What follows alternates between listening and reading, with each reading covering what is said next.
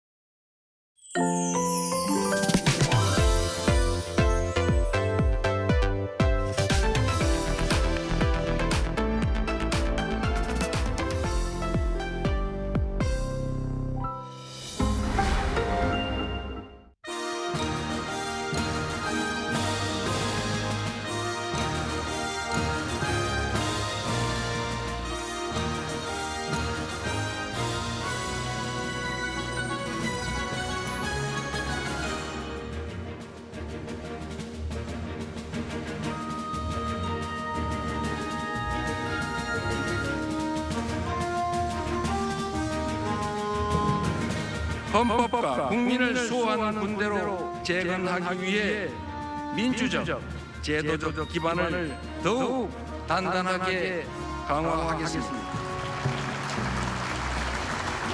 권력이 아니라 국민을 지키는 데 전력을 다하고 국민의 뜻에 따라 나라의 평화와 번영을 지키는 정의의 강병으로 거듭납시다. 국군 장병 여러분의 헌신과 희생이 명예와 자부심으로 찬란하게 빛날 수 있도록 최선을 다하겠습니다.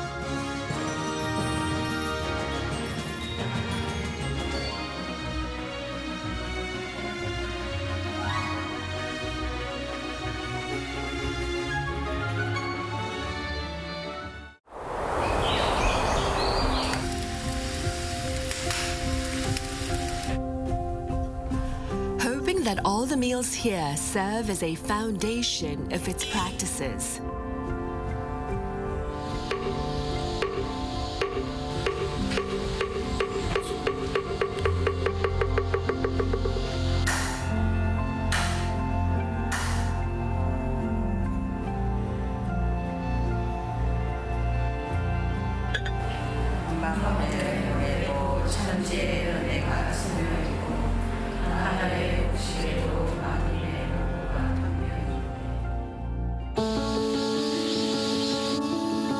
The process of making a meal requires deep interconnectedness.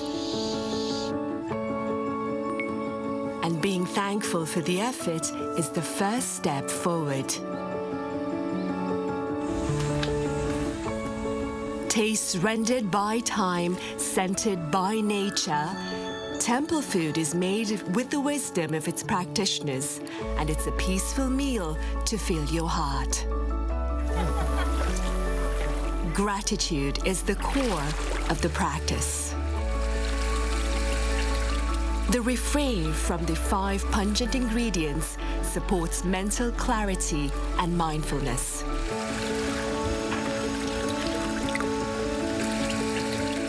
Refraining from taking the life of any living being, practicing to cherish all life.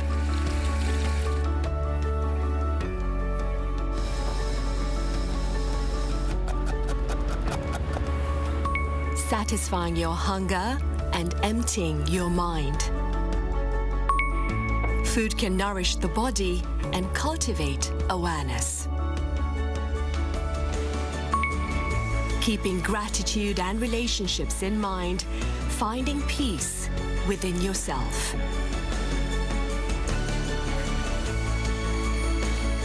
Temple food, seeking to calm and clear the mind.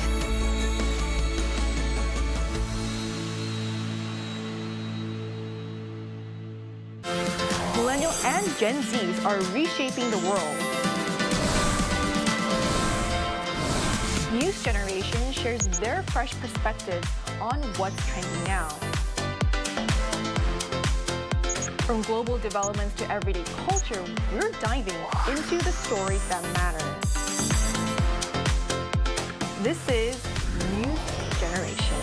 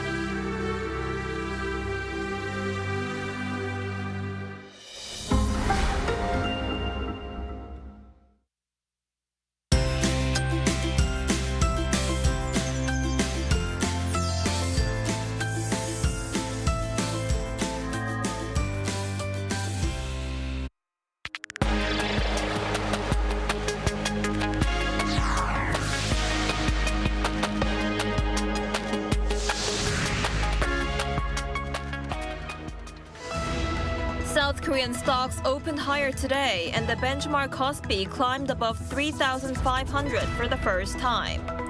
Samsung shares rose by more than 4%, hitting their highest since January 2021, while SK Hynix stocks surged more than 9% to reach the highest point since 2000. And the country's current account surplus continued for the 28th straight month in August, reaching over $9 billion. This marked the largest August figure on record. North Korea's defense minister met with his Russian counterpart in Moscow and pledged full support for Russia's war in Ukraine. Meanwhile, at the United Nations, Russia defended the North's nuclear stance, saying the regime's possession of nuclear arms is an open secret.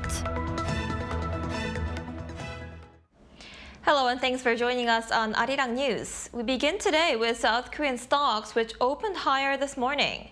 The benchmark KOSPI broke the 3,500 mark for the first time, just a day before the nation's extended Chuseok holiday. According to the Korea Exchange, the index opened at 3,525.48, up 2% from the previous session as markets brushed aside U.S. government shutdown fears and with tech stocks leading the rally. Samsung Electronics shares jumped more than 4% to its highest since 2021, while SK Hynix stocks soared over 9%, its strongest showing in 25 years. And the country's current account surplus continued for the 28th straight month in August.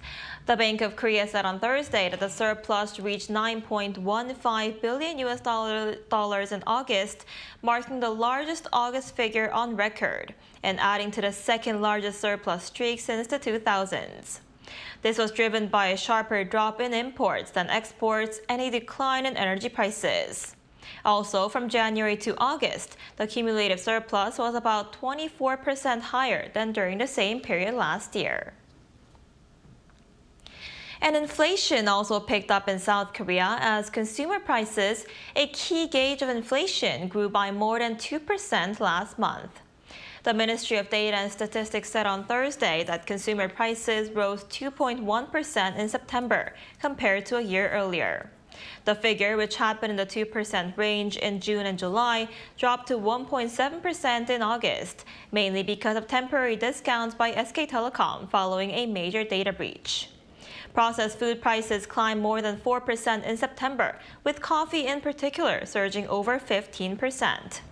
Prices of livestock rose by more than 5% and fishery products by more than 6%, further driving inflation. And over in the United States, the federal government entered into the first day of shutdown.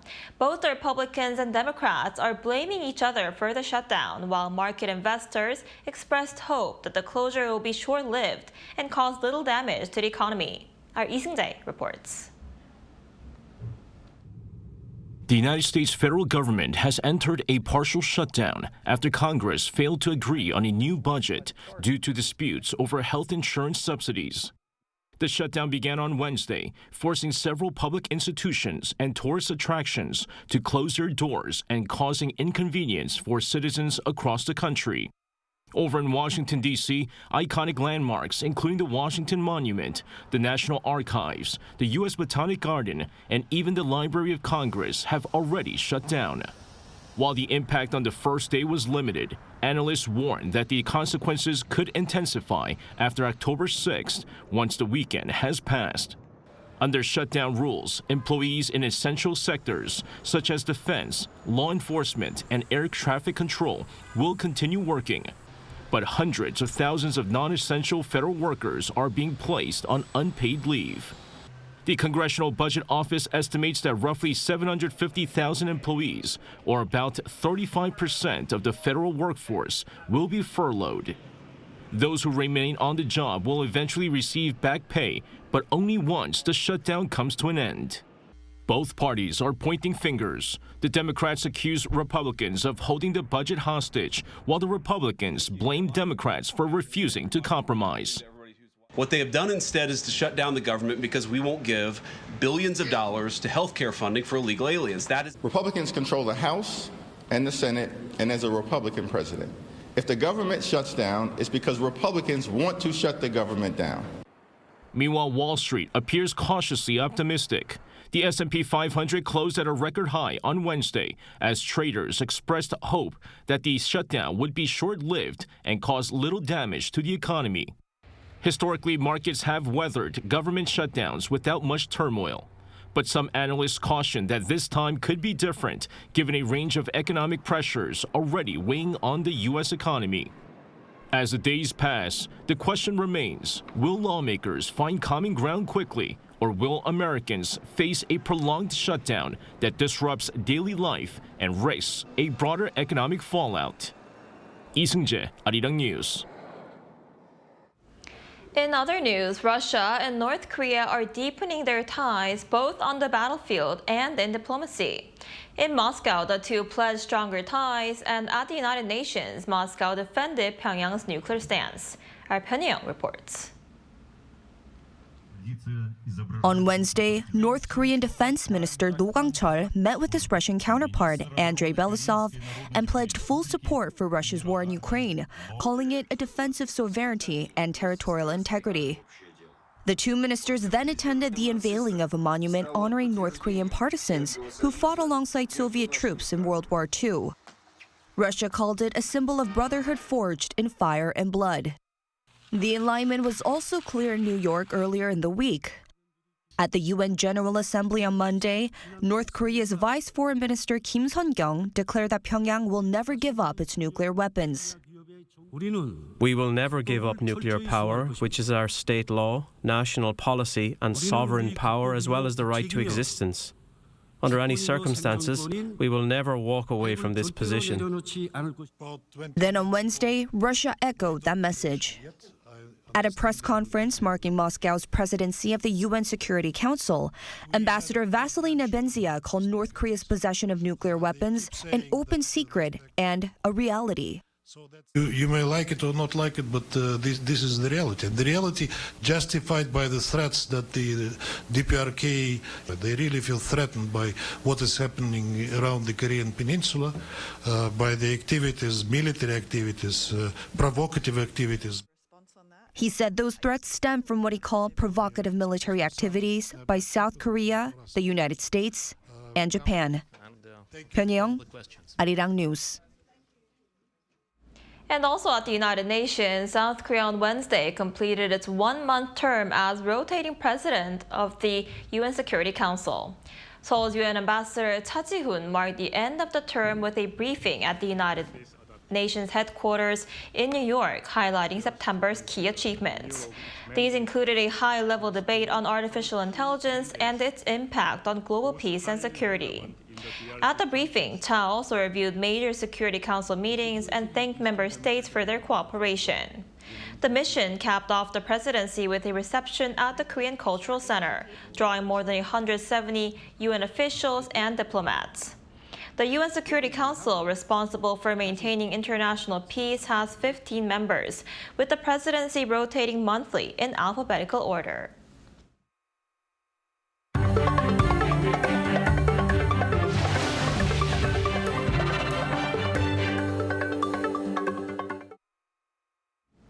South Korean President Lee Jae-myung has vowed to secure the safety of overseas Koreans, noting the importance of working together with them at a time of emerging challenges. 5천만 국민과 세계 각지의 700만 동포가 하나로 마음을 모은다면 우리는 다시금 이 위기를 이겨내고 더 큰 도약을 확실하게 얻어낼 것입니다. While speaking at a Korean Day event in Seoul on Thursday, he also pledged to improve policies for Koreans living abroad, including the voting and multiple citizenship systems. Around 370 people were at the event, including the head of the Overseas Koreans Agency and chiefs of Korean associations from around the world. Meanwhile, South Korea has launched a new organization to further enhance the country's cultural sector. The Presidential Committee on Popular Culture Exchange aims to be a platform to drive the country's popular culture beyond borders. Our An Sung-jit reports. South Korea has launched a new committee to reinforce the country as a true global cultural powerhouse, the Presidential Committee on Popular Culture Exchange, with the aim of enhancing public and private sector collaboration to strengthen the country's cultural foundations. It also aims to bring together the policy capabilities of various government ministries and utilize the creativity and expertise of the private sector. 대한민국과 세계를 잇는 가교로서 교류 협력의 확대와 관련 산업의 성장까지 함께 이룰 수 있도록 큰 역할 해주시기를 부탁드립니다. The committee will be co-chaired by Choi Hee-young, the culture minister, and Park Jin-young, producer and CEO of JYP Entertainment. And at the inauguration ceremony on Wednesday, President Lee further added that the government will actively support efforts for K-pop to emerge as a core industry, driving the future of the Korean economy. Alongside ministry leaders, 26 members from the private sector will also be a part of the 7 subcommittees, which are divided by music, gaming, webtoon, film, lifestyle, investment, and policy.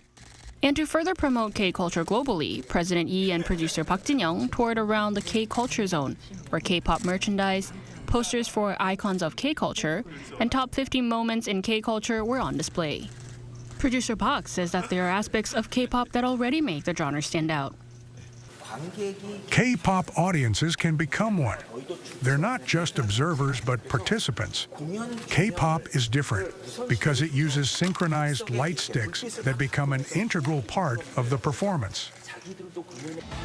The inauguration ceremony was further continued with celebratory performances from K-pop artists LE SSERAFIM and Stray Kids. Their performances incorporated traditional elements, including the lion dance and taekwondo, to further cultivate the pride of Korean popular culture. The Presidential Committee on Popular Culture Exchange, a stepping stone for the ongoing growth of Korea's popular culture to further stretch out to the world. An Sung-jin, Arirang News.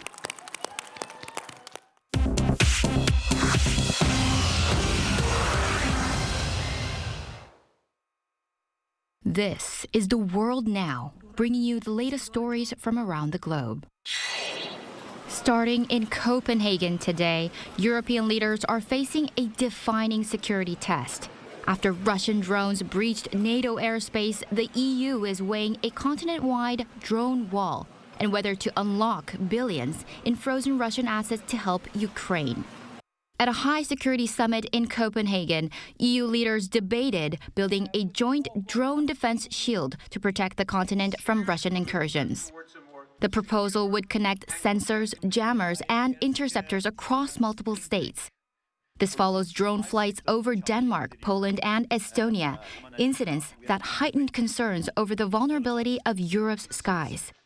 NATO says low-cost drones are exposing a costly gap in Europe's defenses. France and Sweden are already sending anti-drone systems to support Denmark, but analysts caution that building a drone wall will be expensive and technically complex. Alongside security talks, EU leaders are divided over using 140 billion euros in frozen Russian assets to support Ukraine. Germany backs the plan, while France and Belgium warn it could spark lawsuits and financial instability. Meanwhile, in Indonesia, dozens are still trapped under rubble after a school collapsed during prayers. An Islamic boarding school in Sidoarjo, East Java collapsed on Monday, killing 3 people, with nearly 100 others injured and 91 still missing. More than 300 personnel are working with drones, scanners, and hand tools, but rescue efforts were complicated by a nearby 6.5 magnitude earthquake, which compacted the debris. Officials say unauthorized construction may have weakened the structure. Families are waiting anxiously near hospitals and command posts as the next hours are critical. In Ethiopia, scaffolding collapsed at a church packed with worshippers, killing at least 36 and injuring more than 200. The scaffolding collapsed at the Menjar Shenkora Aredi Mariam Church in the Amhara region on Wednesday morning. It happened during the annual Virgin Mary Festival, one of the country's largest religious gatherings. Witnesses say worshippers had climbed the wooden scaffolding to view murals when it suddenly gave away. Hospitals in the region are overwhelmed, with some victims transported to Addis Ababa for treatment. Local officials warn the death toll could rise as rescue and recovery operations continue. Authorities have launched an investigation while Ethiopia's government has declared a period of national mourning. The pioneering conservationist Dame Jane Goodall, who transformed our understanding of chimpanzees, has died of natural causes at the age of 91. Goodall revolutionized primate science with her fieldwork in Tanzania, documenting chimpanzees using tools, forging social bonds, and showing emotions once thought to be uniquely human. She went on to found the Jane Goodall Institute and the youth program Roots and Shoots, becoming one of the world's most prominent conservation voices. Tributes to her are pouring in from scientists, political leaders, and environmental groups, praising her as a trailblazer whose work reshaped both research and activism. Chu Ji-hyun, Arirang News.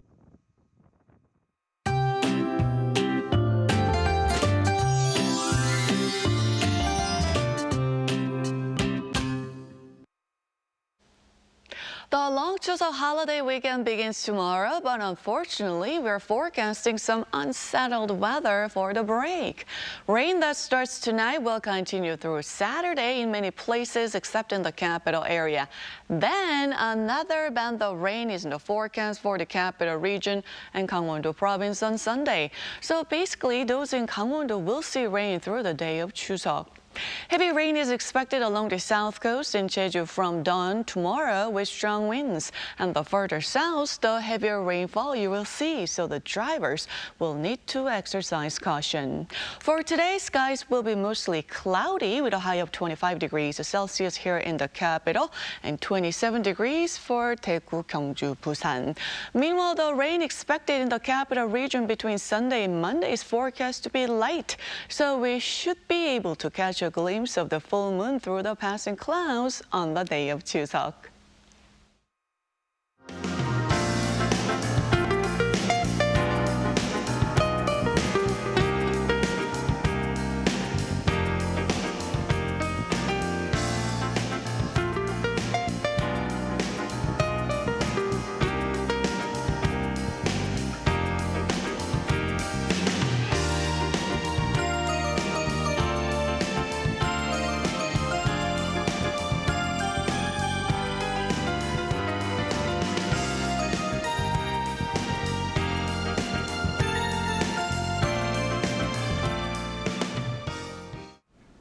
That's all we have for today's noon edition of Arirang News. Thank you for watching. Arirang News will be back at 5 p.m. Korea time. Stay tuned.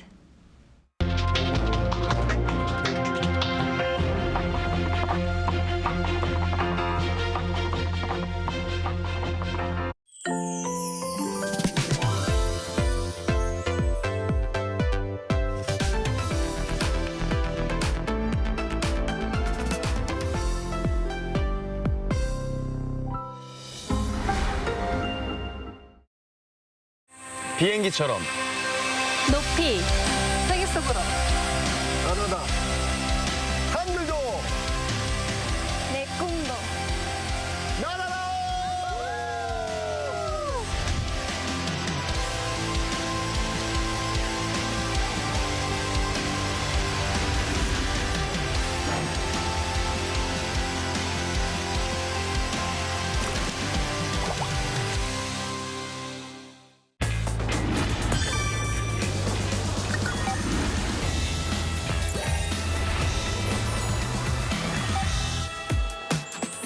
A country where traditional and modern cultures coexist. Where you can explore spectacular landscapes and nature. Savor the delights of traveling at every turn. Where? Korea, of course. There are some must-visit places in Korea. Ones that appear in every tour guidebook: Hangang River, Gyeongbokgung Palace from the Joseon Dynasty, and Yes, these are essentials, but I want to go somewhere a little different. I don't have to follow the guidebook. For example, filming locations for K-pop music videos or K-dramas and movies. traveling is all about taking it slow. A long walk at your own pace, or even zoning out somewhere quiet. Doesn't it sound relaxing? You travel for the experience, trying something new in a foreign place, de-stressing and making lifetime memories, taking tons of pictures along the way. 70% of the Korean territory is mountainous. Naturally, hiking is a very popular pastime in Korea. Not your kind of activity? Trust me, the view will make the effort worth it. Just catch your breath by the cold stream in the valley. Korea is surrounded by the sea on three sides. From the beach, you can enjoy a wide open view as well as various water activities. But the riverside is great too. There's plenty to see and do. If you're in Korea, you can't miss the night view full of dazzling lights. Yes, even the same place can have a totally different vibe at night. Want to make unforgettable memories? How about traveling to all corners of Korea? Join us next time to explore more about Korean culture.